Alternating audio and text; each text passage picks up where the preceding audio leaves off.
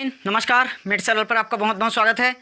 आज हम लोग क्लास 12 फिजिक्स का chapter number 1 electric charge and field, विद्युत आवेश और क्षेत्र, उसका विद्युत क्षेत्र में तीव्रता, इसका टॉपिक देख रहे थे। आज पढ़ेंगे निरक्षीय स्थिति में विद्युत क्षेत्र की तीव्रता। कल मैंने आपको पढ़ाया था अक्षीय स्थिति में विद्युत क्षेत्र की तीव्रता। आज पढ़ेंगे निरक्षीय स्थिति में विद्युत क्षेत्र की तीव्रता, और दोनों का दोनों ही मोस्ट इम्पॉर्टेंट क्वेश्चन है ना, इम्पॉर्टेंट है। तो जो क्लास है उसको शुरुआत से लेकर लास्ट तक ज़रूर देखना और बिना स्किप किए ही देखना। हाँ, थोड़ा बहुत जिस जगह पर ज़रूरत नहीं हो उस जगह पर स्किप कर सकते हो, जो जगह आप लोग जानते हो, लेकिन पूरा स्किप मत कीजिएगा। समय तभी पूरा समझ में आ पाएगा। अभी गर्मी की छुट्टी है, आराम से घर में ही क्लास देखिए। स्कूल कॉलेज और कोचिंग तो अभी मेरे ख्याल से कर ही नहीं रहे हो, और कर रहे हैं तो भी अच्छी बात है, नहीं कर रहे हो तो भी अच्छी बात है। क्लास घर में ही देख सकते हो, वो भी फ्री ऑफ। चलिए देखें निरक्षीय स्थिति में विद्युत क्षेत्र की तीव्रता। तो इसके लिए सबसे पहले आप छोटा सा डायग्राम बना लो।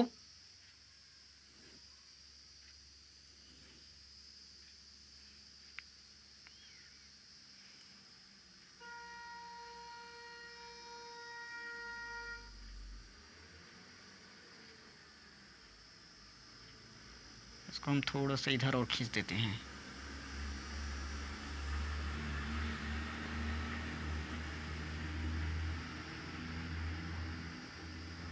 लीजिए, ये हमारा डायग्राम बन चुका। चलो अब हमें सब पॉइंट्स को लेना है। देखो, इस पॉइंट को हम मान लेते हैं ए, इस पॉइंट को मान देंगे बी, इस पॉइंट को मान देंगे पी। ये हमारा E1, ये हो जाएगा E2। ये बदलता है कैसे? कॉस थीटा में चेंज करेंगे हम। कॉस थीटा से होगा क्योंकि अक्षीय स्थिति में दिख रहा है। ओके, समान लंबवत रहता है तो हम क्या लेते हैं? Sine theta. और क्षैतिज के लिए क्या लेते हो? Cos theta. क्षैतिज के लिए हम लोग यूज़ करते हैं कॉस थीटा। तो ये क्षैतिज ही है ना, इसको क्षैतिज बोलते हो, कॉस थीटा आएगा। चलो, ये हुआ ए और बी, पी, और यहाँ से इसको काट देते हैं। तो ए से जो बी तक की दूरी है वो हो जाएगी हमारी 2L, क्योंकि ये पढ़ाया गया है द्विध्रुव की लंबाई 2L होती है। ये बना रहता है प्लस क्यू से और ये बना रहता है माइनस क्यू से। अब यहाँ पी से इस पॉइंट को नाम दे देते हैं ओ। इस पॉइंट को क्या नाम दिए? ओ। तो इसकी दूरी को हम मान लेते हैं आर। बस, ये हमारा चित्र रेडी हो चुका है। एकदम छोटा सा चित्र है, ज़्यादा कठिन नहीं है, आराम से याद हो जाएगा। चलो अब देखते हैं कि होगा क्या क्या। चलो समझे। देखिए, पहले तो हम निरक्षीय स्थिति की परिभाषा बताएंगे। जैसे अक्षीय स्थिति बताया था तो अक्षीय स्थिति की पहले परिभाषा लिखे थे। जिस बिंदु पर विद्युत क्षेत्र की तीव्रता ज्ञात करनी है, अगर द्विध्रुव के अक्ष पर होता है तो अक्षीय स्थिति कहते हैं। अब यहाँ पर क्या लिखेंगे? जिस बिंदु पर विद्युत क्षेत्र की तीव्रता ज्ञात करनी है, क्योंकि बिंदु पी पर ही विद्युत क्षेत्र की तीव्रता ज्ञात करते हो। जिस बिंदु पर विद्युत क्षेत्र की तीव्रता ज्ञात करनी है, अगर द्विध्रुव अक्ष के लंबवत हो, क्या हो? द्विध्रुव अक्ष के लंबवत हो, तो उसे निरक्षीय स्थिति में कहते हैं। बात क्लियर? देखो, जिस बिंदु पर हमें विद्युत क्षेत्र की तीव्रता ज्ञात करनी है, विद्युत क्षेत्र की, देखो क्या निकालना है? विद्युत क्षेत्र की तीव्रता। तो जिस पॉइंट पर विद्युत क्षेत्र की तीव्रता निकालनी है, हमें ध्यान देना है कि वो पॉइंट है कहाँ पर। वो पॉइंट कहाँ है? यहाँ। और ये द्विध्रुव अक्ष के कैसे है? लंबवत है। तो इसको क्या बोलेंगे? निरक्षीय स्थिति। बात क्लियर हुआ? समझ में आया कि नहीं? तो क्या लिखेंगे? जिस बिंदु पर हमें विद्युत क्षेत्र की तीव्रता ज्ञात करनी है, अगर द्विध्रुव के लंबवत हो, द्विध्रुव के क्या हो? लंबवत हो, तो उसे निरक्षीय स्थिति में कहते हैं। क्लियर हुआ? समझ में आ गया कंसेप्ट?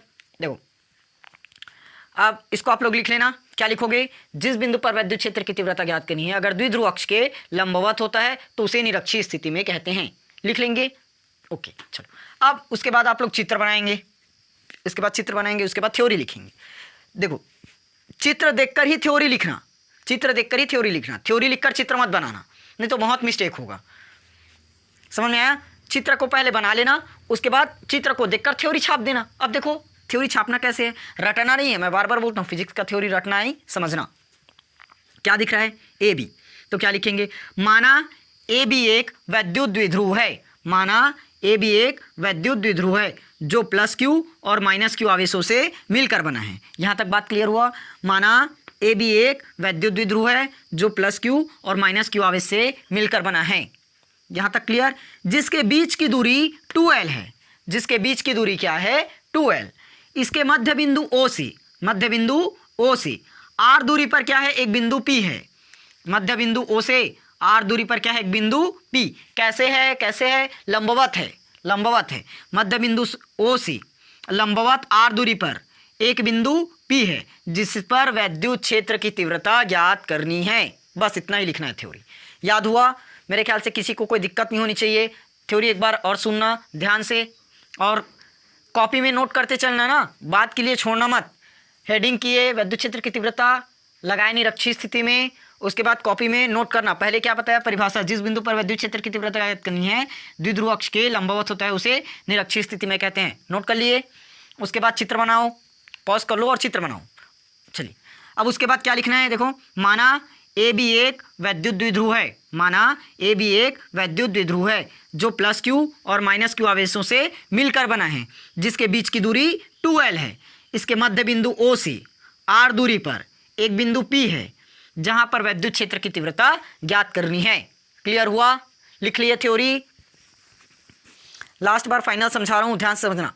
माना ए बी क्या है, वैद्युत द्विध्रुव जो प्लस क्यू और माइनस क्यू आवेशों से मिलकर बना है। इसके बीच की दूरी 2L है। इसके मध्य बिंदु O से R दूरी पर एक बिंदु P है जहां पर वैद्युत क्षेत्र की तीव्रता ज्ञात करनी है। यहां तक क्लियर हो गया? चलिए अब इसके बाद डेरिवेशन निकालते हैं हम लोग। देखो जैसे अक्षीय स्थिति में प्लस क्यू और माइनस क्यू के कारण निकाले थे, वैसे यहाँ पर निरक्षीय स्थिति में प्लस क्यू के कारण और माइनस क्यू के कारण, दोनों के कारण निकालना पड़ेगा।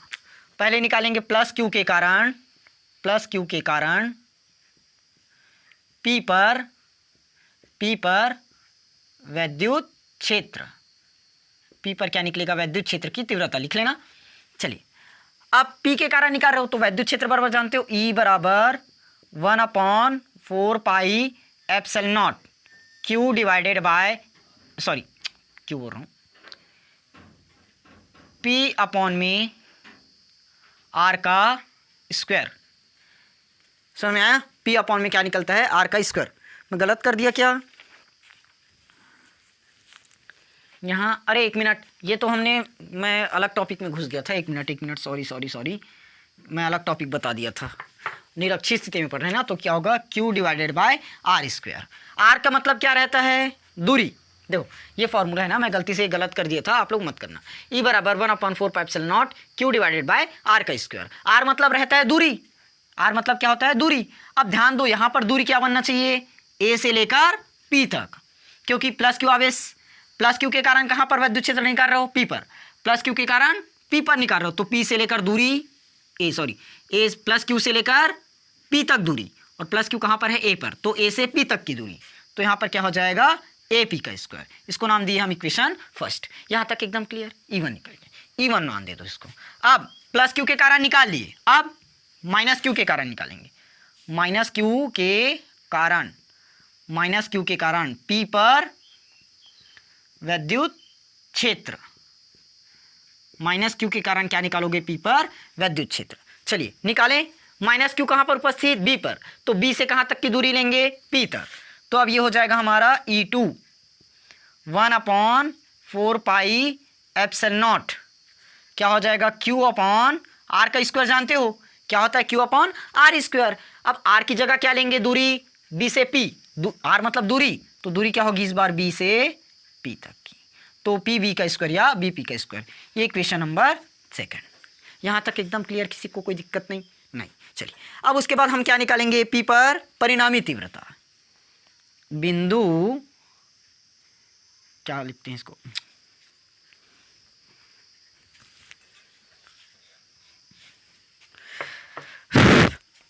बिंदु P पर परिणामी, क्या निकलेगा, परिणामी तीव्रता। बिंदु P पर हम निकालेंगे परिणामी तीव्रता। तो E बराबर, देखो एक निकला E1 cos थीटा, प्लस दूसरा नीचे तरफ निकलेगा E2 cos थीटा, तो ये क्या बन जाएगा, E बराबर 2E1 cos थीटा, क्योंकि E1 और E2 दोनों का दोनों क्या है, इक्वल है। समझ में आया यहाँ तक? एकदम क्लियर, किसी को कोई दिक्कत नहीं? तो अब हम क्या कर देंगे, इस समीकरण 3 नाम दे देते हैं। अब समीकरण 3 में क्या मान रखेंगे, E1 का मान रखने पर चलिए समीकरण 3 में हम अब E1 का मान रखते हैं। यहाँ से अब हमें कुछ मिटाना पड़ेगा। 1 मिनट, चित्र तो मैं मिटा नहीं सकता। चित्र अगर मिटा देंगे तो काम खत्म, हमारा तो बोर्ड ही छोटा पड़ गया। चित्र को इधर हटाकर बनाना चाहिए था। चलिए कोई बात नहीं, हम इसको थोड़ा बहुत एडजस्ट करके लिखेंगे, आप लोग थोड़ा सा कॉम्प्रोमाइज़ कीजिएगा। E बराबर 2 का 2 होगा मेरे भाई।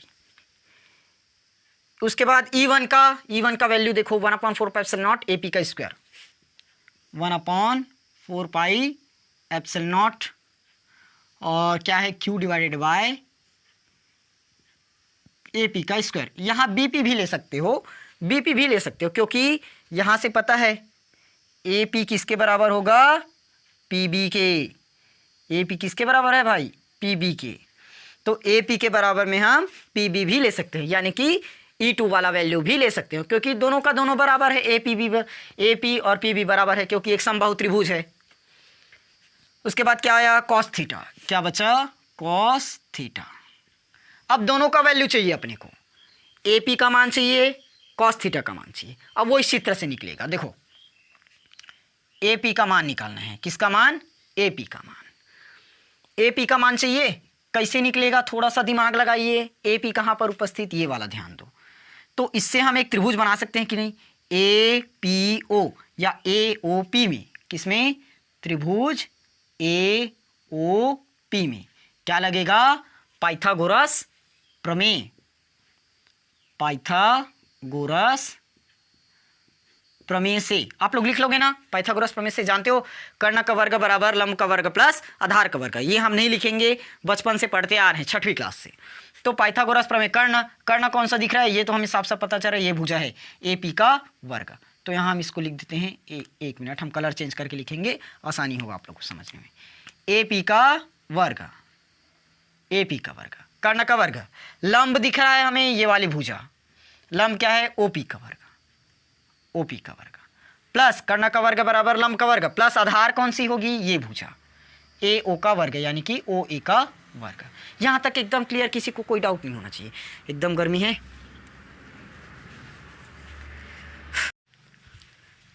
सॉरी, यहाँ से आप लोगों को वीडियो में थोड़ा सा बदलाव देखने को मिलेगा, क्योंकि मेरा जो कैमरा है वो बंद हो गया था।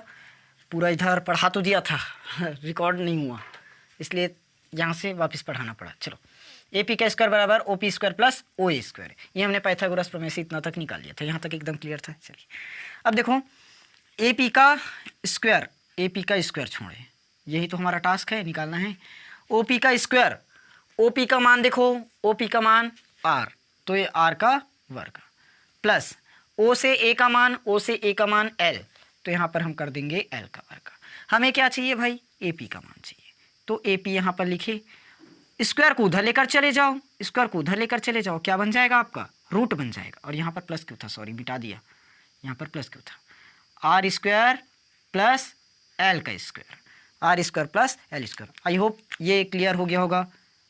वीडियो तो आप लोगों को एडिटेड ही मिलेगा, यहाँ तक समझ में आ जाएगा। उसके बाद ले लीजिए, समझ में आया कि नहीं आया। हमने AP का मान पता कर लिया, AP का मान पता चल गया। अगला क्या है, कॉस थीटा। अब हमें किसका मान चाहिए, कॉस थीटा का। तो कॉस थीटा का वैल्यू पता करते हैं। हम सब जानते हैं कॉस थीटा बराबर होता है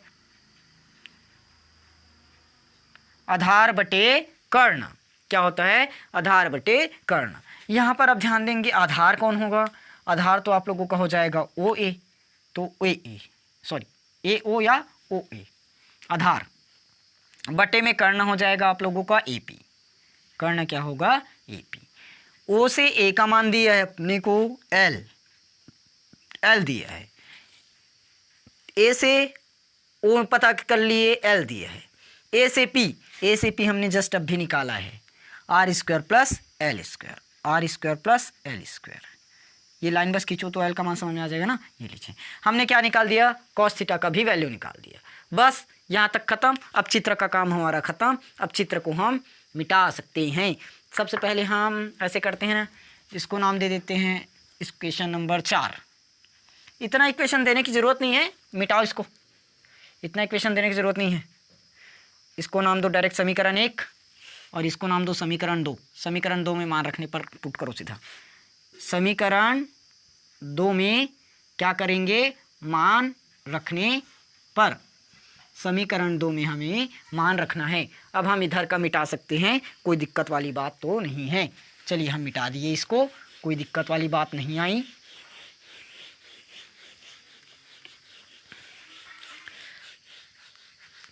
क्या करें, सस्ते फ़ोन से वीडियो बनाना पड़ता है। चलिए रखें, क्या दिया अपने को, देखो समीकरण 2 में मान रखेंगे। समीकरण 2 हमारे पास रेडी है, ई 2 का 2 into 1/4 pi epsilon not, 1/4 pi epsilon not, Q का क्यू भी पुट कर दिए, ए पी स्क्वायर। अब यहाँ पर एकदम ध्यान से देखना, ए पी स्क्वायर किसका मान चाहिए, ए पी स्क्वायर, और ए पी स्क्वायर का मान निकालें R square plus L square, R square plus L का स्क्वायर। ये हमारा निकला क्या चीज़, ए पी स्क्वायर का मान। अब ए पी स्क्वायर रख दिए, कॉस थीटा का मान पता है L divided by R square plus L square root में, L divided by under root में आर का स्क्वायर प्लस एल का स्क्वायर। यहाँ तक एकदम क्लियर, किसी को कोई दिक्कत नहीं। चलिए अब देखना यहाँ से ध्यान से, ई बराबर 1/4 पाई एप्सिलॉन नॉट हम लिख सकते हैं। यहाँ तक एकदम क्लियर। अब देखो हम इसको क्या लिख सकते हैं, 2L इंटू क्यू लिख सकते हैं, 2L इंटू क्यू। आखिर इंटू है ना, 2 गुड़ी 3 गुड़ी 4 करके देखो, 4 3 12 दूनी 24 मिलेगा। अगर इसी को हम 3 गुड़ी 4 गुड़ी 2 लिख दिए तब, अब कोई दिक्कत, 3 चौक 12 दूनी 24 अब भी मिलेगा ना। नीचे में इसको कैसे लिखेंगे हम, देखो R square plus L square, ये हुआ, और इसको तोड़ दोगे तो क्या होगा भाई, पावर में 1/2, क्या आएगा, पावर में 1/2। यहाँ तक एकदम क्लियर। पावर में 1/2 क्यों आया, क्योंकि रूट कटेगा तो 1/2 ही मिलेगा, समझ में आया। चूंकि P बराबर होता है हमारा Q इंटू 2L, वैद्युत द्विध्रुव आघूर्ण। क्या चीज़, वैद्युत द्विध्रुव आघूर्ण। ये आप लोगों को पढ़ाया हुआ है, किसी को कोई दिक्कत नहीं होनी चाहिए। P बराबर क्या पढ़े हो, वैद्युत द्विध्रुव आघूर्ण। तो इसको लिखाना नहीं पड़ेगा ना, यहाँ पर आप लोग लिख लोगे, ओके लिख लेंगे, एकदम साफ बात, बहुत ही होशियार बच्चे। P बराबर Q इंटू 2L वैद्युत द्विध्रुव आघूर्ण लिख लेंगे, ओके। चलिए अब E बराबर E बाटे 1/4 पाई एप्सिलॉन नॉट, इसकी जगह पर हम पुट कर देंगे P, और देखो R is plus L square, R plus L square दोनों सेम है, और आधार सेम है ना, R square plus L square, R square plus L square, यहाँ पावर में 1, यहाँ पावर में 1/2, तो 1 + 1/2 जुड़ जाएगा, क्योंकि गुणा में जुड़ता है, 2 एकम 2 और 1 3, 3/2, तो इसको क्या लिखेंगे, R square plus L square, power में हो जाएगा मेरा 3/2। एकदम क्लियर, किसी को कोई दिक्कत नहीं। चलिए अब जानते हैं जो L का मान है, किसका मान, L का मान, वो R से क्या रहता है भाई, बहुत ही छोटा सा रहता है, मुन्ना सा, बहुत ही छोटा सा रहता है। इसीलिए हम क्या कर देंगे, इसीलिए L को नगण्य ले लेंगे। क्या ले लेंगे, नगण्य, नगण्य मतलब 0। तो E बराबर एकदम छोटा, तो 1/4 पाई एप्सिलॉन नॉट, ये हो जाएगा P, ये R का स्क्वायर, और ये तो 0 हुआ, तो पावर में क्या बच गया अपन का 3/2, क्या बचा 3/2, तो स्क्वायर से ये कटा, तो E बराबर फाइनली हम किसको मिटा दें, इधर का मिटा देते हैं।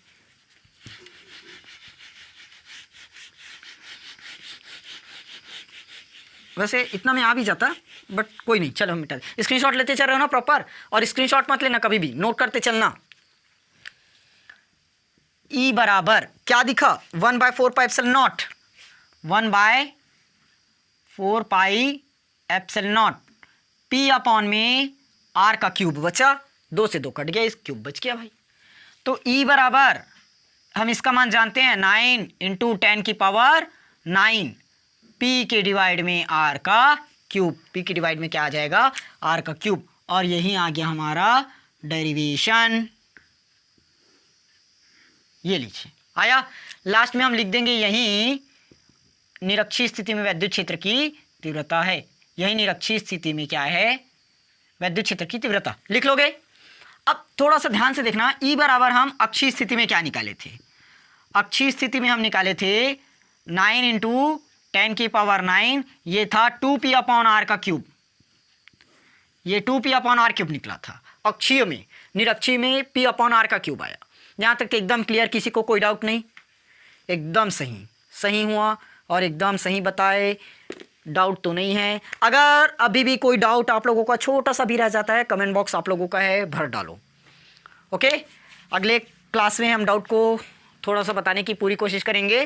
फिलहाल ये क्लास अगर आप लोगों को समझ आ गई हो तो क्लास को बस एक लाइक कर देना और अपने दोस्तों के पास शेयर ज़रूर कर देना। चैनल को सब्सक्राइब कर लीजिएगा। मिलेंगे हम लोग कल दूसरे टॉपिक के साथ, फिजिक्स के साथ। ओके, चलिए तब तक आप लोग इस क्वेश्चन पर प्रैक्टिस करके रखिए, हम आएंगे कल।